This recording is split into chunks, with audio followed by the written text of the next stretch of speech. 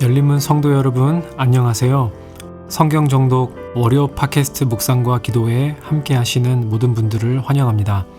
오늘 하루 주시는 말씀을 통해 우리와 긴밀히 동행하시는 하나님을 느끼는 복된 시간 되시길 바랍니다. 오늘 함께 묵상하실 본문은 욥기 30장 말씀입니다. 제가 먼저 요약문을 읽어드리겠습니다. 29장에서 과거에 형통했던 삶을 추억했던 욥은 30장에 와서 현실의 고통에 대한 탄식을 하게 됩니다.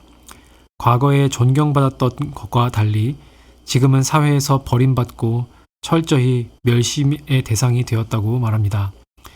불량하고 비열한 자들이 그를 멸시하고 있으며 자신은 비천하고 궁핍한 자들에게 긍휼을 베풀었음에도 도리어 조롱과 멸시를 받고 있다고 말합니다.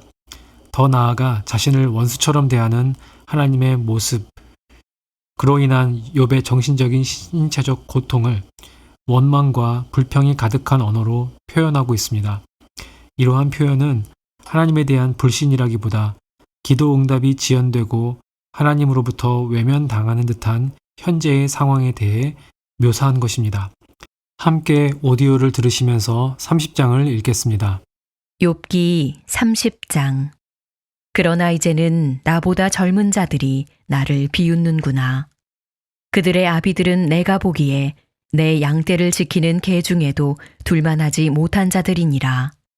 그들의 기력이 쇠잔하였으니 그들의 손의 힘이 내게 무슨 소용이 있으랴.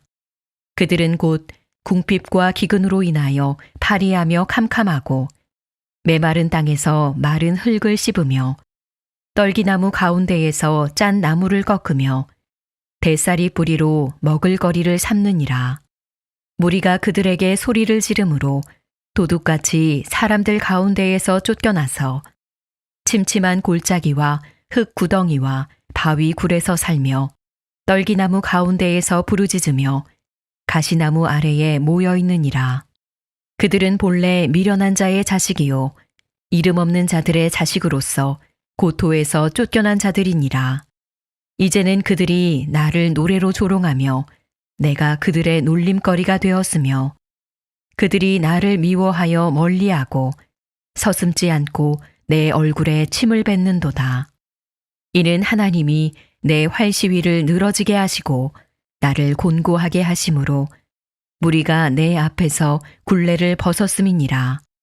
그들이 내 오른쪽에서 일어나 내 발에 덫을 놓으며 나를 대적하여 길을 애워싸며 그들이 내 길을 헐고 내 재앙을 재촉하는데도 도울 자가 없구나.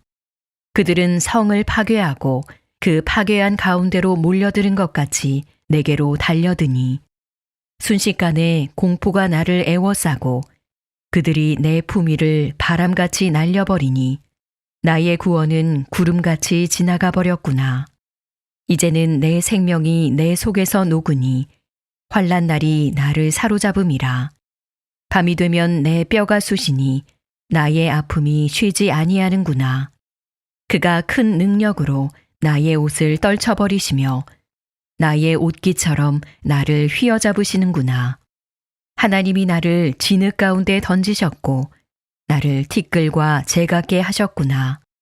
내가 주께 부르짖으나 주께서 대답하지 아니하시오며 내가 섰사오나 주께서 나를 돌아보지 아니하시나이다. 주께서 돌이켜 내게 잔혹하게 하시고 힘있는 손으로 나를 대적하시나이다. 나를 바람 위에 들어 불려가게 하시며 무서운 힘으로 나를 던져버리시나이다. 내가 아나이다. 주께서 나를 죽게 하사 모든 생물을 위하여 정한 집으로 돌려보내시리이다. 그러나 사람이 넘어질 때에 어찌 손을 펴지 아니하며 재앙을 당할 때에 어찌 도움을 부르짖지 아니하리이까. 고생의 날을 보내는 자를 위하여 내가 울지 아니하였는가. 빈궁한 자를 위하여 내 마음에 근심하지 아니하였는가. 내가 복을 바랐더니 화가 왔고 광명을 기다렸더니 흑암이 왔구나. 내 마음이 들끓어 고요함이 없구나. 환난 날이 내게 임하였구나. 나는 햇볕에 쬐지 않고도 검어진 피부를 가지고 걸으며 회중 가운데 서서 도움을 부르짖고 있느니라. 나는 이리의 형제요 타조의 버시로구나. 나를 덮고 있는 피부는 검어졌고 내 뼈는 열기로 말미암아 탔구나. 내 수금은 통곡이 되었고 내 피리는 애곡이 되었구나. 여러분은 혹시 어떤 삶에 대한 해석 때문에 마음이 괴로워 본 적이 있으십니까? 예수를 잘 믿지 않아 사업에 실패했다거나 하나님이 자녀의 건강을 치셔서 자녀가 오랫동안 병추병을 하게 됐다거나 하는 이야기 말입니다. 종종 교회를 다니는 사람들 중에는 목회자나 성도나 할 것 없이 마치 점쟁이나 되는 것처럼 타인의 삶에 대해서 그런 해석을 하고 그 말을 듣는 사람들도 그 말의 올무에 사로잡혀 고통스러운 시간을 보내는 사람들이 있습니다. 종종 큰 죄를 짓고 회개에 이르게 되었다면 그 사이에 발생한 어떠한 큰 사건이나 아픔들이 그런 교훈적인 이유에서 주어진 것이라고 돌이켜서 생각할 수는 있겠습니다. 그러나 우리 삶에서 일어나는 일의 대부분은 원인과 결과를 분명하게 연결할 수 없는 일들이 훨씬 많이 있습니다.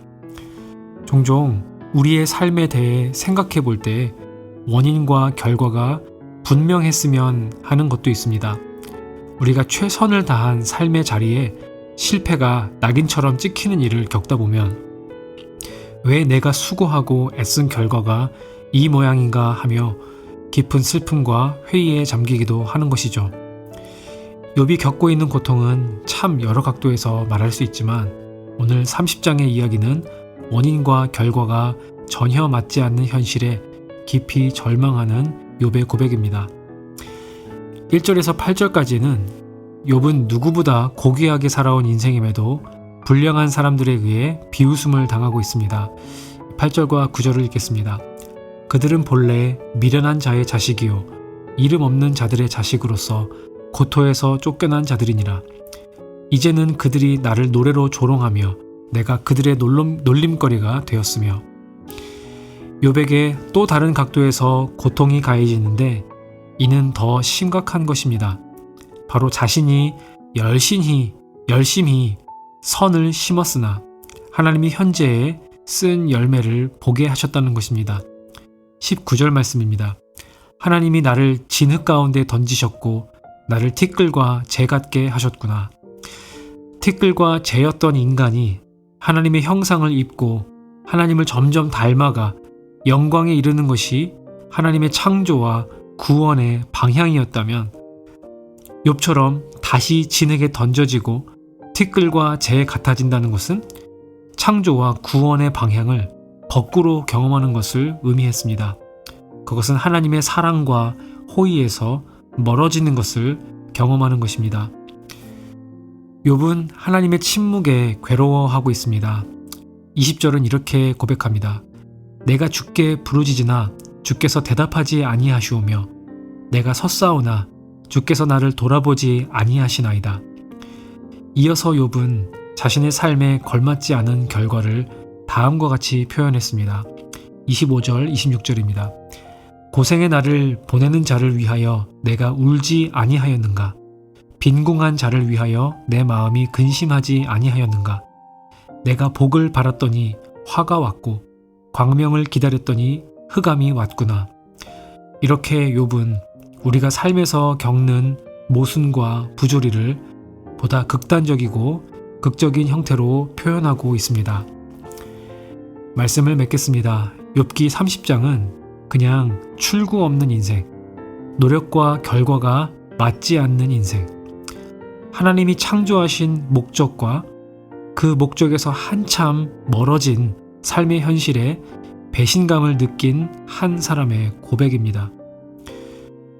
우리 삶에도 항상 은혜롭고 감사한 일들로 채워지는 것은 아닙니다.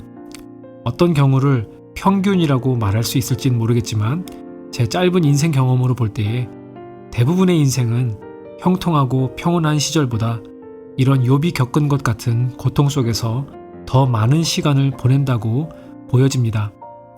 모세가 시편 90편에서 인생의 자랑이 수고와 슬픔뿐이라 말하는 것도 그가 인생들의 그렇고 그런 형편을 너무나도 많이 보았기 때문이 아닐런지요. 하지만 우리가 욥기 30장의 끝없는 토로를 복음으로 다시 해석해야 한다면 하나님 앞에 버려진 것 같은 그 불행 가득한 현실을 예수님께서도 우리를 위해 십자가에서 겪으셨기 때문에 우리는 불행을 복음으로 새롭게 품어야 한다는 것입니다.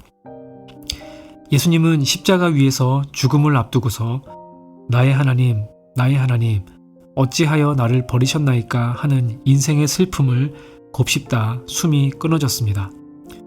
그래서 우리는 절망과 신뢰가 뒤섞인 이 외침이 곧 그가 우리를 구원하시는 기도의 신비라는 것을 믿어야 합니다. 그리스도 안에서 절망하는 자들은 반드시 끝까지 절망하지는 않을 것이란 사실을 기억하면서 오늘 하루를 사시고 다가오는 2026년을 복음 안에서 우리의 슬픔을 잘 소화할 수 있는 성도님들 되시길 주님의 이름으로 축복합니다. 오늘 다 함께 기도하실 기도 제목은 먼저 성도들의 가정생활을 위하여 기도합니다. 열린문의 가정들이 우리의 필요를 아시고 채우시는 하나님의 은혜를 만나게 하시고 감사하는 마음이 넘치게 하소서. 그 다음에는 교육을 위하여 기도합니다. 학교 이사회가 교육과정을 결정할 때에 하나님의 지혜로 인도받아 성경적 가치관을 담은 방향을 선택하게 하시고 그 교육을 이끌 크리스천 리더들이 다음 세대를 책임질 일꾼으로 세워지게 하소서. 하나님 나라를 위해 기도할 때는 정영수, 홍영순 선교사님, 러시아 선교사님을 위해서 기도합니다. 전쟁이 종식되어 평안한 가운데 안정된 사역을 하게 하시고 NK 사역자들을 안전하게 지켜주시며 빵 두유 사역이 정상적으로 회복되도록 재료들이 원활하게 납품되게 하시고 내년 계획이 잘 세워져 영혼의 열매를 잘 맺어가고 고려인 사역을 잘 마무리하게 하소서. 함께 기도하시겠습니다.